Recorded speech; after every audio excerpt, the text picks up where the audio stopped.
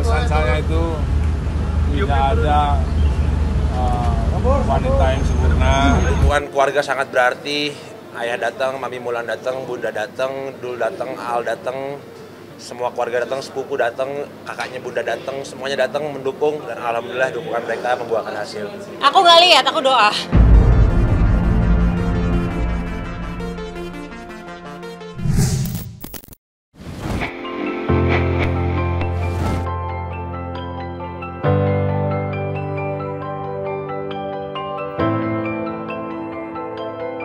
Pernikahan putra sulung Ahmad Dhani, Al Ghazali dengan pujaan hatinya, Alisa Daguis, menjadi momen menarik saat ex-2 Ratu, Maya Estianty dan Mulan Jamila kembali bersatu. Ya, momen pertemuan Maya dan Mulan di acara siraman dan sungkeman Al Ghazali dan Alisa Daguis sukses menuai perhatian publik. Mengingat selama ini hubungan Maya dan Mulan dikabarkan tidak baik-baik saja, semua orang tahu awal retaknya hubungan kedua penyanyi senior itu. Sudah menjadi rahasia umum, Mulan kala itu ramai diisukan menjadi orang ketiga dalam retaknya hubungan Maya dengan mantan suaminya, Ahmad Dhani, terlebih setelah keduanya bercerai. Mulan disunting Ahmad Dhani menjadi istrinya. Hingga kini penyanyi yang dikenal memiliki suara serak-serak basah itu telah melahirkan 2 orang anak buah pernikahannya dengan Ahmad Dhani. Dan di acara siraman Al Ghazali, pandangan miring mengenai hubungan Maya dan Mulan yang disebut-sebut penuh drama seketika sirna. Tampak Maya dan Mulan begitu akrab, hangat, dan kompak. Terlebih bagi Maya yang tak kaku saat mengalami anak-anak Mulan. Begitu dengan Mulan dan Ahmad Dhani saat bersalaman dengan Maya dan suaminya, Irwan Musri, 2 keluarga yang kompak dan hangat tidak hanya dilihat dari gaun batik yang dikenakannya, tetapi juga senyum dan perangainya saat bergantian memberikan restu dan doa untuk Al Ghazali. Momen keakraban dan kekompakan Maya dan Mulan yang sukses mematahkan persepsi publik yang menganggap hubungan keduanya renggang dan bermusuhan yang terjadi pada saat keduanya bertemu dan duduk bersebelahan pada saat acara sungkeman Al Ghazali seperti menjawab jika masa lalu telah berlalu dan tidak ada tempat di acara sakral pernikahan Al Ghazali. Lantas seperti apa psikolog menjelaskan hal tersebut? Dan seperti apa pula ekspresi bahasa tubuh Maya dan Mulan pada saat bertemu?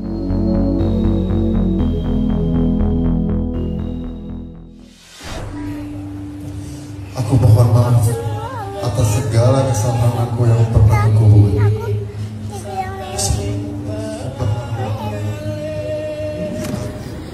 Hari ini engkau bersimpuh di hadapanku, membawa seluruh hidupmu menuju lembaran baru. Dan Bunda harus merelakan lagi tangan kecil yang dulu pernah ku genggam saat aku melahirkan. Kini akan digenggam oleh orang yang akan menjadi teman hidupmu. Maafkan Bunda ya sayang kalau Bunda belum bisa menjadi orang tua yang sempurna.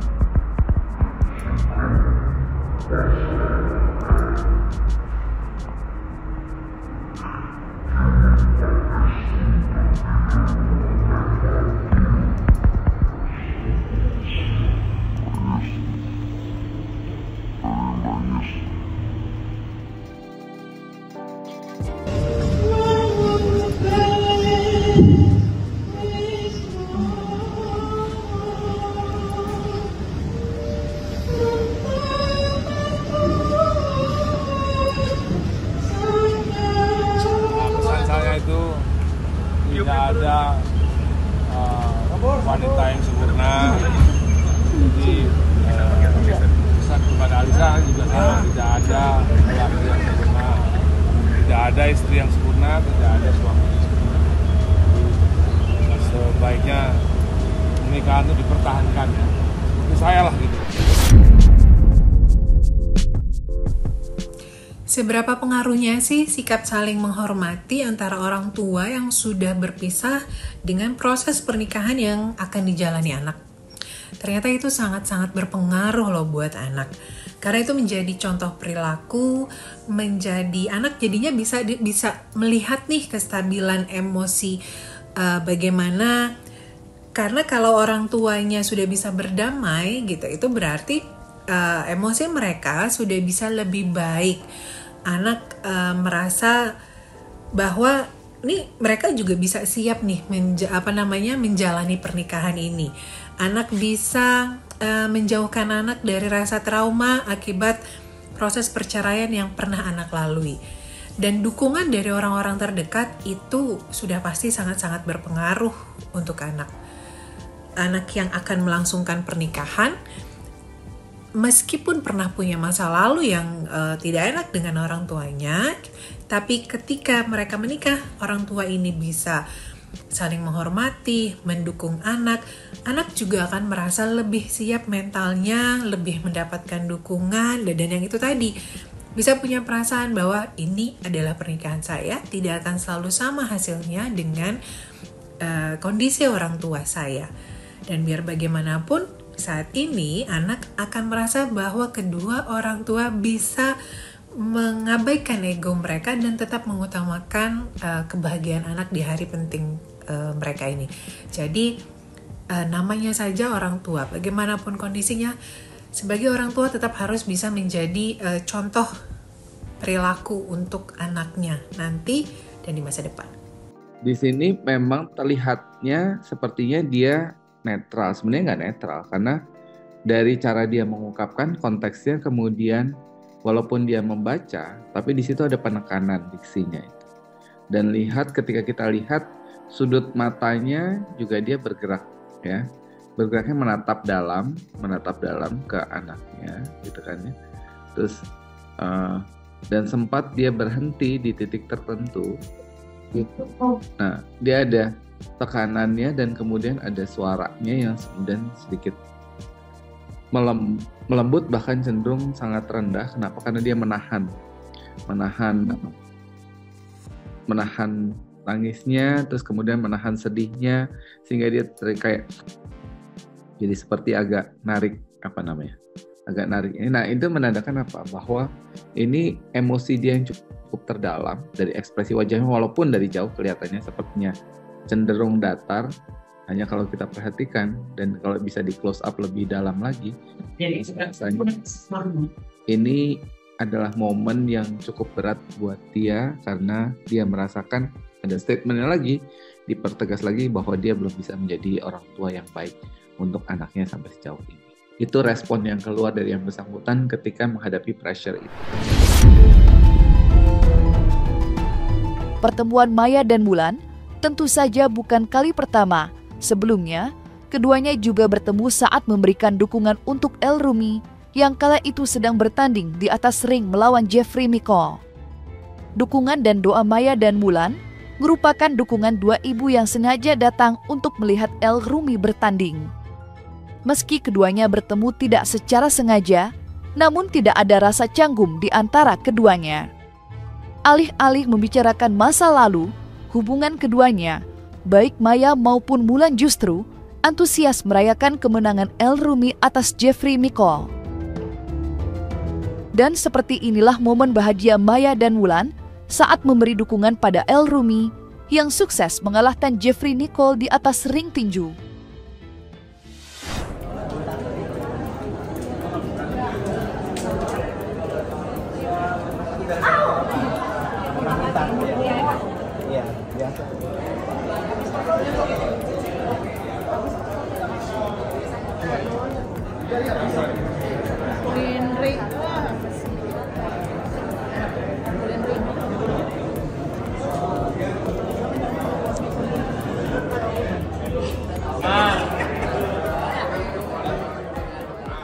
Hubungan keluarga sangat berarti. Ayah datang, Mami Mulan datang, Bunda datang, Dul datang, Al datang, semua keluarga datang, sepupu datang, kakaknya Bunda datang, semuanya datang mendukung dan alhamdulillah dukungan mereka membuahkan hasil. Aku nggak lihat, aku doa. Alhamdulillah, yang mungkin kayak besok aku mau lihat tayanganku sendiri aja ya. Aku nggak lihat sama sekali, jujur aku benar-benar mungkin lihat aja besok YouTube yang Maya TV aku ngapain aja tadi. Mungkin aku doa benar-benar. Ya alhamdulillah setelah memberikan yang terbaik, Jeffrey Nicole juga memberikan yang terbaik. Alhamdulillah bisa mendapatkan hasil yang terbaik juga. Semua tentu karena doa orang tua, karena Allah Subhanahu Wa Taala dan juga karena dukungan kalian semua. Ya memang dari awal triknya kita tahu semua Jeffrey punya power yang kuat. Memang tadi pukulannya juga masuk ke kepala sangat kuat. Tapi kita juga semua tahu dari tim kita semua tahu kalau stamina Jeffrey agak jelek. Makanya kita juga tahu di ronde 3 atau ronde 4 kita bakal menang. Keadaan sekarang udah mendingan. Tadi sempat sesak nafas karena nggak bisa nafas. Tapi alhamdulillah diberikan yang terbaik hasilnya. Ya senang tentunya, bangga. Untungnya 4 ronde untungnya ya. 4 ronde atau 3 ronde sih tadi? 4 ronde. Untungnya 4 ronde. Kalau 5 ronde mungkin bisa berbahaya buat keduanya. Pasti ada salah satu yang knockout.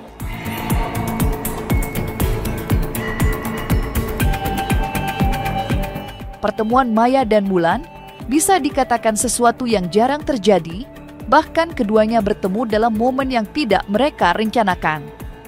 Salah satu momen spesial yang kembali mempertemukan keduanya yakni saat Maya dan Wulan menghadiri penayangan film Dir Imamku yang dibintangi Abdul Qodir Jailani alias Dul, yang tidak lain anak bungsu Ahmad Dhani dengan Maya sebelum keduanya bercerai.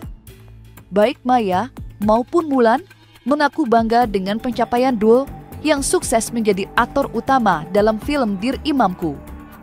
Lantas apa kata Dhani dan Wulan mengenai sepak terjang Dul pada film tersebut?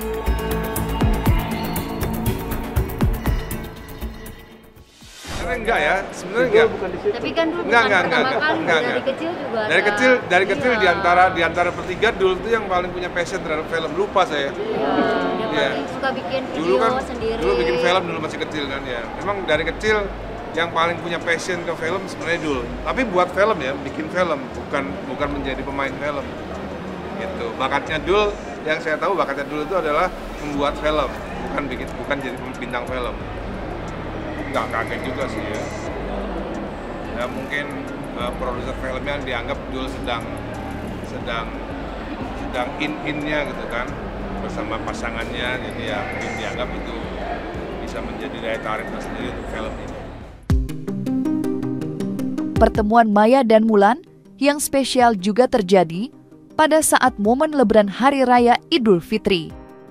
Meski tidak tersorot kamera, jejak pertemuan Maya dan Wulan akhirnya terdengar juga ke telinga publik melalui foto yang diabadikan di media sosial.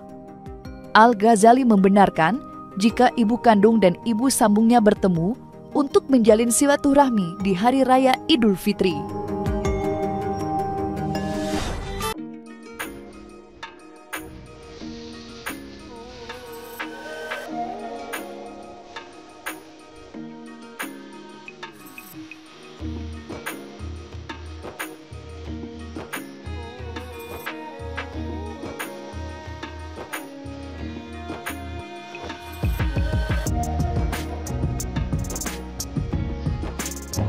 Ya bagus lah pasti dengan keadaan Bunda sekarang ini ya ada hikmahnya itu juga ya sangat tersentuh, terharu dan ya semoga kedepannya makin bisa lebih dewasa lagi, mesti kayak bisa menyenangkan anak-anaknya juga.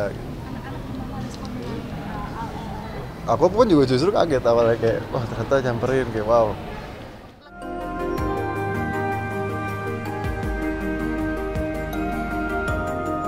sebelumnya, momen pertemuan Maya dan Mulan terlebih dahulu terjadi kala mantan istri Ahmad Dhani itu tergolek di rumah sakit usai menjalani operasi empedu.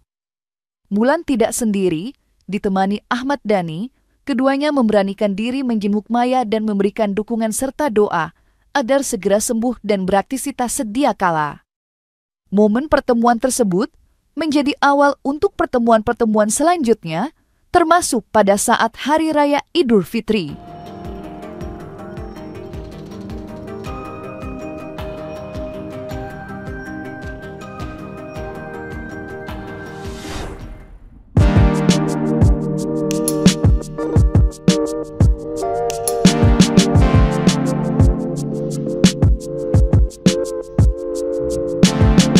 Alhamdulillah Bunda sehat, alhamdulillah baik. Sekarang udah membaik, udah hampir 2 mingguan lah ya. Udah membaik sih. Udah balik ke rumah Bang? Udah balik ke rumah atau masih? Udah balik ke rumah, udah. Ya kemarin terakhir ke rumah tuh masih agak ngilu-ngilu dikit, cuman ya itu ya efek samping mungkin dari operasinya sih. Tapi keadaan sekarang udah gimana? Maksudnya kondisi fisik aman, kemarin udah lebaran bareng, udah kuat, udah berdiri terus udah happy, udah kayak biasa, udah kayak normal aja sih. Oh, jadi lebih protektif nggak sih? Tantangannya mungkin apa ya? Aku nggak tahu ya, kalau secara medis kan dulu kalau ada batu bedu nggak boleh makan lemak, dan sekarang kan empedu udah nggak ada, jadi nggak tahu ada pantangan atau enggak. Cuman paling ya nggak boleh banyak-banyakin lemak, banyak-banyakin kafein segala macam sih.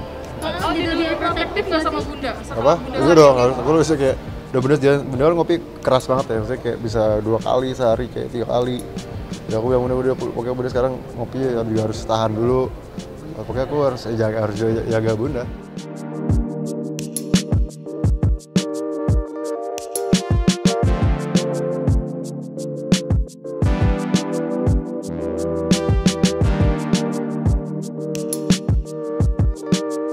Nah, selesai sudah Cumi Lovers, dan jangan lupa untuk like, subscribe, dan juga share channel YouTube Cumi Cumi.